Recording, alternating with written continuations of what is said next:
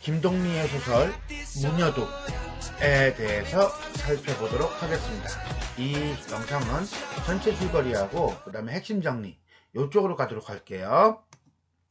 자, 이 작품 무녀도는 전통적인 무속신앙과 외래 종교인 기독교 사이의 충돌로 인해 모자가 맞는 비극적 파탄을 그린 액자 구성의 소설입니다. 그러니까 세 가지를 여기서 이 문장에서 봐야 될 것 같아요. 첫 번째는요, 어떤 무속신앙이 연결되고 있다는 거. 제목이 무녀도라고 하는 게 이제 무당, 무속하고 연결되는구나 라고 하는 거죠. 그러니까 한마디로 종교 내지는 신앙, 가치관의 관계라고 하는 것이고요. 그 다음에 두 번째는요, 그것이 어머니와 아들 사이에서의 갈등이라는 거죠. 세 번째는 액자형 구성을 띠고 있다라고 볼 수가 있겠습니다. 여기에서 무당인 모화와 기독교 신자인 그녀의 아들 우기의 대립은 우리나라 근대사에서 하나의 사상적 갈등을 응축하고 있다고도 할 수 있다. 한마디로 어머니와 아들의 갈등이지만 이것을 확장해서 이야기한다면 사상적 갈등이다. 그리고 보니까 구한말에 천주교가 우리나라에 들어오고 난 이후로 많은 갈등이 있었어요. 그죠? 종교적 갈등. 그리고 보니까 또 종교적 갈등이 꼭 거기에만 있는 건 아니네. 생각해보니까 신라시대 불교가 들어올 때도 역시 마찬가지로 많은 갈등이 있었고요. 이런 것들을 다 연결시켜서 봐도 괜찮을 것 같아요. 전통적이며 전근대적인 종교인 무속신앙과 외래적이며 근대적인 종교인 기독교와의 대립 때문이다 라고 보시면 되겠습니다. 순마국어 채널은요, 고등학생 내지는 대입시생을 위한 어떤 국어 전문 채널입니다. 그러다 보니까 주요 내용은 문학작품과 문법을 주로 다루고 있으며 그 다음에 시험에 꼭 필요한 개념어들을 정리하고 있습니다. 내용은요, 주로 이제는 고등학교 국어교과서 내지는 문학교과서에 수록된 작품들, 그 다음에 수능, 학력평가, 모의평가 등 모의고사 내지는 시험의 기출작품들, 그리고 EBS 교재에 수록된 작품들을 중심으로 하겠습니다. 순마국어 채널을 통해서 고등학생들 여러분, 그 다음에 대입생 여러분들 열심히 공부하시고 좋은 결과가 있기를 바라겠습니다. 그런 의미에서 요거 보이시나요? 요거 보이시죠? 그죠? 자, 요게 이제는 구독 버튼이에요. 요 영상의 하단, 오른쪽 하단에 이렇게 있을 겁니다. 자, 구독 버튼 눌러주시고, 그 다음에 좋아요 체크해주시고, 알람 설정해주시면 정말 감사하겠습니다. 자, 그럼 전체 줄거리 볼까요? 액자형 구성이라고 그랬어요. 그러니까 액자형 구성이라는 게 뭡니까? 이야기 안에 이야기가 들어가 있는 경우, 이런 걸 우리는 액자형 구성이다 라고 되어 있어요. 이따 이 영상 마지막에 액자형 구성과 관련된 그 강의를 링크하도록 하겠습니다. 그걸 참고로 하시고요. 나는 1인칭이네요. 서화와 골동품을 좋아하시던 할아버지가 생존해 계실 때 나그네로 잠시 들렀던 벙어리 소녀와 그녀의 아버지고 남기고 간 무녀도라는 그림에 대한 내력을 누구에게? 할아버지께 듣네요. 자, 그러면 할아버지가 바로 정보 전달자, 이야기를 전달해 줬던 사람이에요. 누구에게? 나에게. 그러면 지금의 정보 전달자는 나죠. 자, 무녀도라고 하는 그림이 있네요. 이 그림이 바로 뭐가 되겠어요? 그렇죠. 증거물이라고 봐야겠죠. 거기에는 뭐가 있을까? 글쎄, 벙어리 소녀하고 아버지가 있을까? 이렇게 보시면 될 것 같아요. 결국 도입 단계인데, 이 도입 단계는 1인칭 서술자인 나가 무녀도에 대한 사연을 할아버지께 듣는 상황을 외부 이야기로 설정하고 있다. 그래서 이 이야기가 할아버지한테 들었다니까? 거짓말 아니라니까? 라는 식으로 어떤 개연성을 확보하고 있다라고 볼 수가 있겠습니다. 내화로 들어가네요. 내화에서 이 부분은 발단 부분이에요. 발단 부분이니까 이야기의 어떤 배경과 그 다음에 등장인물에 대한 소개가 나오겠네요. 경주읍 여민촌이라 불리는 마을에서 이때 경주읍은 지금의 경주예요.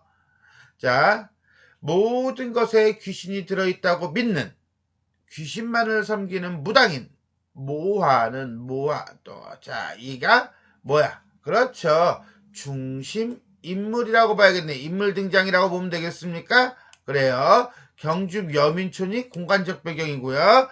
모든 것에 귀신이 들어있다고 믿는다라고 하는 거 보니까 결국 뭡니까? 이거는 모화가 가지고 있는 가치관 내지는 종교관이네요. 자, 경주 잡성촌에 퇴락한 집에서 살고 있다. 식구는 넷인데가 아니라 넷이었는데야. 그러니까 과거에 그랬다는 얘기죠. 남편은 혼자 해물장수를 하고 있었어. 자, 그러니까 결국 뭐야? 같이 살고 있지를 않아. 아들 우기가 있는데 우기는 무당의 사생아로 집을 나갔어. 가출을 했어. 돌아오지를 않아. 집에는 딸 낭이만 있었다. 아, 그렇다면 결국 누구? 낭이가 또 다른 등장인물이라고 봐야겠죠. 이렇게. 낭이는 귀머거리였으나 그림 솜씨가 대단했다. 아, 여기서 우리는 저걸 할 수 있다. 좀 전에 봤던 외화 파트에 무녀도는 누가 그린 거야? 낭이가 그린 것이 아닐까라고 추측을 할 수가 있을 것 같아요. 자, 내부 이야기, 내화의 발단 부분입니다. 자, 배경을 소개하고 있고요. 그 다음에 등장인물로 모화를 제시하고 있습니다. 또한 모화를 무당으로 설정했는데 그것은 결국 이 모화가 전통 문화를 대표하는 인물이다 라고 하는 것을 드러내고 있다 라고 볼 수가 있겠습니다. 그런데 아하, 장면이 바뀌나요? 새로운 상황이 설정되고 있나요? 자, 갑시다. 어느 날 10년 가까이 집을 나가 있던 아들 우기가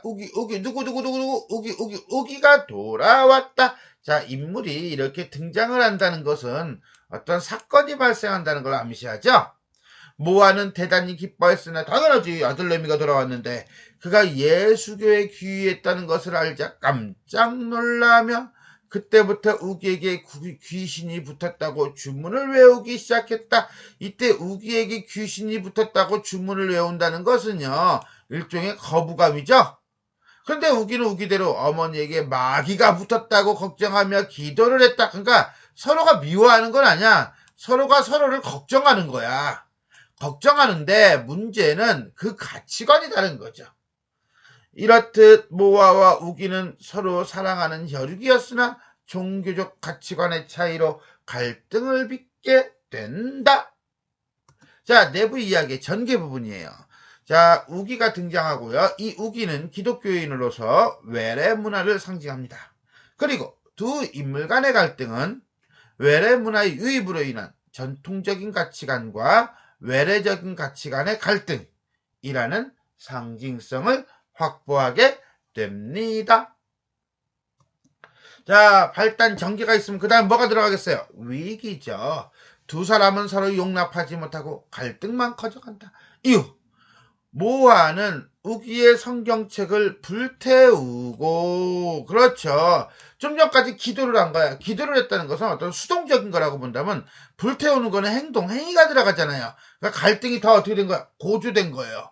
이것을 말리던 우기는 모아의 칼에 찔리게 된다. 이거는 의도적이진 않고 사고이기는 하지만 그래도 아무래도 갈등의 정도가 더 커졌다고 봐야죠.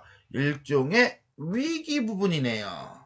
어머니 모아가 아들인 우기를 칼로 찌르는 것은 결국 가치관의 대립이 혈육 간의 비극으로 심화되고 있는 것을 보여줌으로써 가족 공동체의 와해를 보여준다. 인물과 인물 사이에서는 가족 공동체의 와해지만 이게 만약에 집단으로 본다면 사회 공동체의 와해라고 봐야겠죠. 자, 절정과 결말 부분인가요? 결국 우기는 죽게 되고 절정이죠. 그 후 모아가 사는 마을에 예배당이 생긴다. 모아가 사는 마을에 예배당이 생겼다는 것은 결국 뭐예요? 이거는 기독교인이 되게 많아졌다는 거죠. 외래 문화가 유입이 확산이 됐다는 거예요. 그렇다면 결국 무당에게 구슬 청하는 사람들은 당연히 줄겠죠. 결국 뭡니까? 전통 문화가 와야 되는 거죠. 힘을 잃은 모아는 예기소라고 하는 연못에서 물에 빠져 죽은 젊은 여인의 혼백을 건지는 굿을 맡아 마지막으로 구판을 버리다가 스스로 물속으로 사라진다. 여기서 우리는 물이라고 하는 것이 가지고 있는 상징성과 스스로 사라진다라고 하는 행위가 갖는 의미, 이걸 우리는 봐야 될 거예요. 자, 모아가 사는 마을에 예배당이 들어서는 것은 외래 문화의 유입이 확산되는 것을 보여준다. 그리고 힘을 잃은 모아가 스스로 물속으로 사라지는 거, 요거 봐야 된다고 그랬죠. 그죠? 전통 문화의 소멸을 상징한다. 이야기 끝? 아니지. 액자형 구성이잖아. 밖으로 한번 나와야지. 밖으로 나오면 어떻게 돼요? 외화가, 앞에 있었던 외화가 이어지죠? 그런데 이 작품은요, 조금 달라요. 모아가 죽은 뒤 낭이는 아버지를 따라다니며 정체 없는 떠돌이가 되었다요. 이거는 앞에서 아까 얘기했던 외화 처음 부분이죠? 하고 연결되는 거라기보다는요, 일종의 후일담이에요. 그죠? 후일담의 형식으로 처리되고 있다라고 보는 거예요. 이거 좀 독특한 형식의 액자형 구성이다 라고 보시면 되겠습니다. 자, 이상으로 우리는 김동리의 무녀도 전체 줄거리에 대해서 살펴보았습니다. 자, 그럼 이제는 전체적으로 한번 정리를 해볼까요? 단편소설이고요. 액자소설이다. 샤머니즘적 성격이 상당히 강한, 그 다음에 토속적이다. 액자형 구성이죠. 자, 외화, 겉의 이야기는요, 나가 나왔어요. 1인칭 관찰자 시점에 들은 거니까요. 내화는 나가 안 나오죠. 3인칭 전지적 작가 시점이에요. 주제는요, 소멸해가는 전통문화를 지키려는 한 인간의 비극적인 운명이다 라고 한다면 이건 모화에 포커스가 맞춰져 있는 거예요. 그런데 토속신앙과 기독교 신앙의 대립 내지는 외래신앙과의 대립이다 라고 한다면 모화와 우기의 갈등에 포커스가 맞춰져 있다. 어쨌거나 간에 소멸해가는 전통문화를 지키려는 한 인간의 비극적인 운명이라고 하는 걸로 본다면 우리는 갈등으로 봐야겠다. 이 작품의 중심 갈등은 결국은 모화로 대변되는 무속신앙과 우기로 대변되는 기독교신앙, 외래신앙 사이에서의 갈등이다. 그리고 그 갈등은 결국 우기와 모화 둘 다 죽죠? 둘 다 죽는 비극을 불러온다. 더더군다나 여기서 모화의 죽음은 전통 문화의 몰락을 의미한다. 그럼 우기의 죽음은 통과 의례라고 봐야겠죠. 어떤 시련을 거쳐서 기독교가 활성화되니까요. 이건 희생적인 거라고 볼 수가 있고요. 그 다음에 모화는 몰락을 의미한다. 그러니까 죽음이 같은 죽음이 아닌 거야. 이 작품은 일방적으로 기독교의 승리로 그리고 있지는 않은데 그것은 우기 스스로도 이 갈등에 의해 목숨을 잃었기 때문이다. 우기와 모아의 죽음은 모두 인간의 힘으로는 어찌할 수 없는 비극적인 운명인 것이라고 할 수 있겠습니다. 이거를 모기하고 우기와 모화라고 하는 측면에서 한번 본다면 이렇게 돼요. 모화는요, 무당이죠. 무당이니까 이건 전통문화를 상징한다라고 보면 돼요. 우기는요, 기독교인이죠. 그러니까 이건 뭐예요? 외래 문화를 상징한다라고 보면 돼요. 둘 사이에서의 어떤 대립, 가치관의 대립을 통한 비극적 결말을 보여주고 있다. 그것은 두 사람의 죽음이다. 이걸 통해서 얘기하고자 하는 건 포커스가 누구에게 맞춰져 있어? 모아에게 맞춰져 있다면 소멸해가는 전통문화를 지키려는 한 인간의 비극적인 운명을 상징한다 라고 보시면 되겠습니다. 그 다음에 아까 얘기소라는 물에 모아가 빠져 죽어요. 그죠? 그러면 이때 물에 대해서 좀 봐둘 필요가 있다라고 했던 거 기억납니까? 기억나야 돼요. 그럼 그걸 한번 봅시다. 모아의 죽음과 물의 상징성을 봅시다. 우리가 흔히 물이라고 하는 건요, 이래요. 물은 어떤 죽음을 상징하기도 하지만요, 거기서 이제는 다시 태어남을 상징해요. 뭘 기억하면 되면 심청전을 생각해 보세요. 심청이가 물에 인당수에 퐁당 빠지죠. 인당수에 퐁당 빠질 때는요, 이건 몰락한 양반, 눈먼 몰락한 양반의 딸이에요. 하지만 거기서 다시 뿅 하고 나타나죠. 뿅 하고 나타날 때는 뭐예요? 그때는 황으로서의 자질을 가지고 있는 여자로 나타나요. 어떻게 본다면 일종의 인물의 캐릭터가 업그레이드가 된 거죠. 이 물은 그런 식으로 죽음의 의미도 있지만 다시 태어나면서 어떤 재생, 부활의 의미를 갖기도 합니다. 물론 깨끗하게 씻는다라는 의미도 있어요. 물은요. 자, 여기서의 물은 뭘 의미하느냐 한다고 한다면 분명히 모아는 죽음에 이르릅니다. 하지만은 결국은 세상 만물을 태어나게도 하고 자라게도 하는 어머니로서의 생명의 상징이기도 하다. 무녀도에서 모아가 들어가는 예기소 역시 죽음을 상징하는 것만이 아니라 뭐다?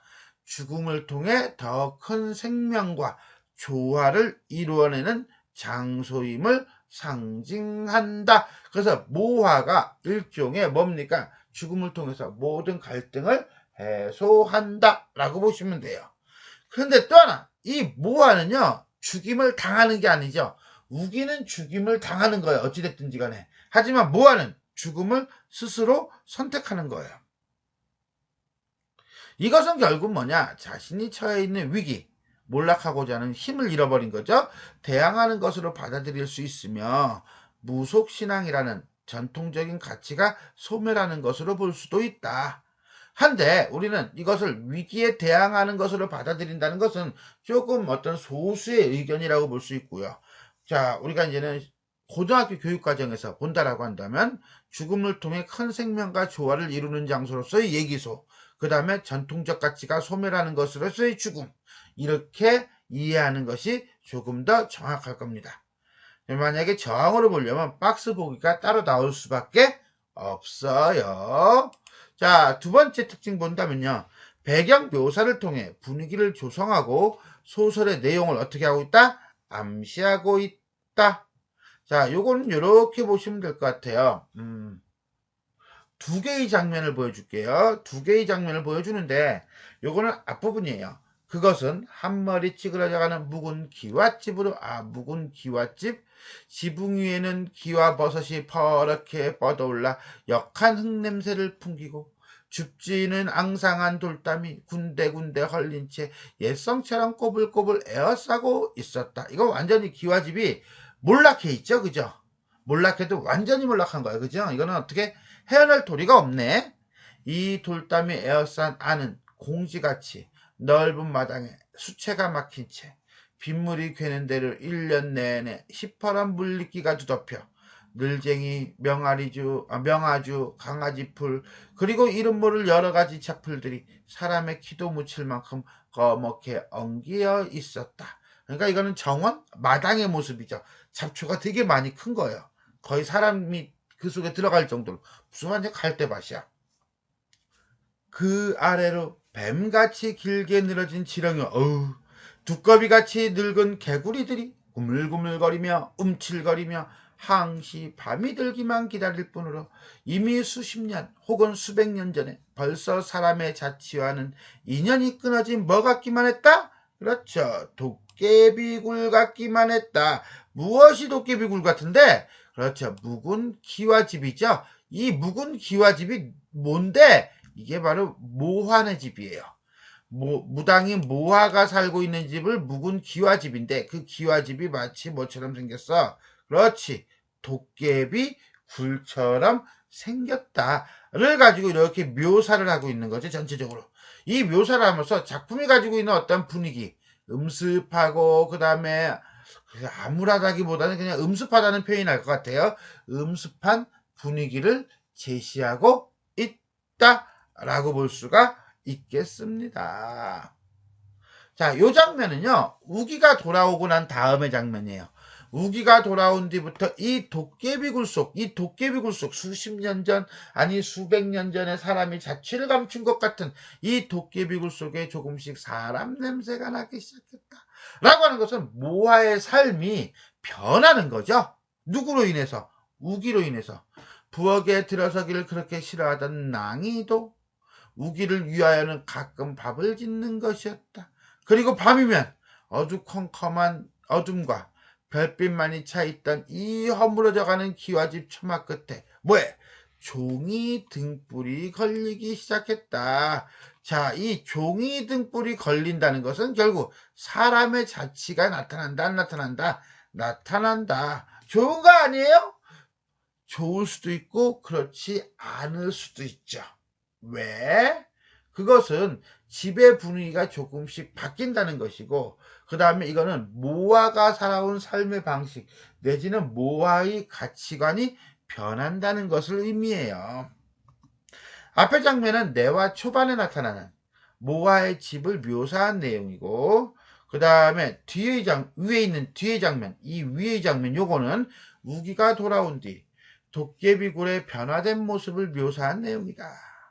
귀기가 서린 듯하고 도깨비굴 같은 집은 모아가 속한 세계를 보여준다.